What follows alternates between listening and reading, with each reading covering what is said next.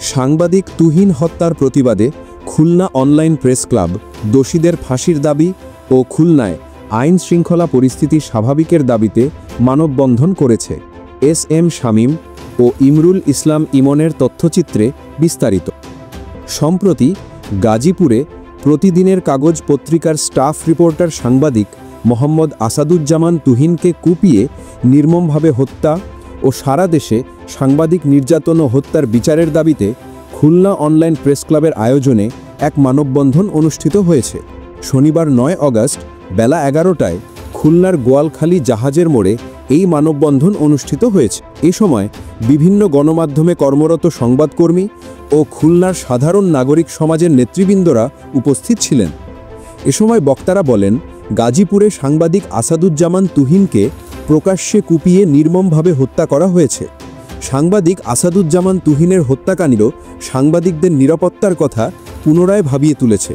আমরা গভীর শোক ও তীব্র ক্ষোভের সাথে সাংবাদিক হত্যার নিন্দা জানাই। তারা আরও বলেন, প্রতিদিনই খুলনাসহ সারা দেশে খুন, ধর্ষণ এবং ভায়োলেন্স চলছে। নগরীর নিরাপত্তায় পুলিশ নীরব ভূমিকা পালন করছে। এতে জনমনে আতঙ্ক ও ভীতির সৃষ্টি হয়েছে। গত এক সপ্তাহে 4 খুন ও 3 আহতের ঘটনা ঘটেছে। সন্ধ্যা নামলেই শুরু হয় আতঙ্ক।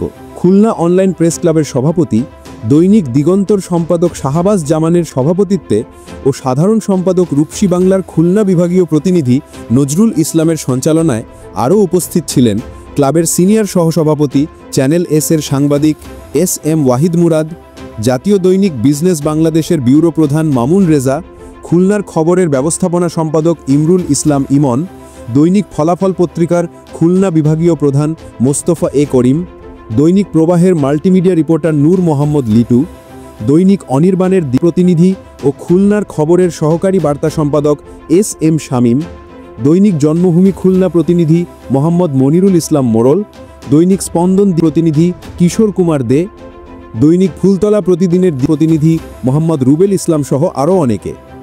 মানববন্ধন থেকে প্রশাসনের দৃষ্টি আকর্ষণ করে সাংবাদিক বক্তারা বলেন, মাদক সন্ত্রাসকে কঠোর হস্তে দমন করুন, না হলে একসময় খুলনা সহ সারা দেশ বসবাসের অযোগ্য হয়ে পড়বে।